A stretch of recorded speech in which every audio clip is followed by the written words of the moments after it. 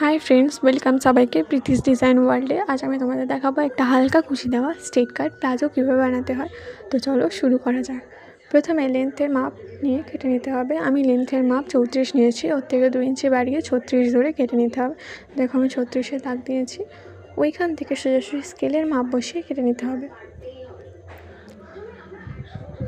তো কাটা হয়ে গেলে নিচের কাপড়টা আমরা কোমরের কাপড় এবং দড়ি হিসেবে ইউজ করব। তোমরা চাইলে ইলাস্টিকও লাগিয়ে নিতে পারো। ইলাস্টিক লাগানোর ভিডিও চাইলে আমাকে কমেন্টে জানিও। তো এই কাপড়টাকে আমি 4 ভাঁজ করে নিয়েছিলাম। এই ভাঁজের দিক থেকে প্রথমে 9.5 লেন্থের মাপ 9.5 এবং চওড়ায় 3 নিয়ে কেটে নিতে হবে। চৌকো শেপ দিলে তারপর একটা রাউন্ড শেপ দিয়ে ওখান থেকে কেটে নেবে। আর আমি যেটা বললাম যে কোমরের মাপ যেটা আমি নিইনি, ওটা তোমরা লেন্থে 4 যেরকম কোমরের মাপ সেরকমই নেবে, আর চওড়ায় 4 নিয়ে নেবে।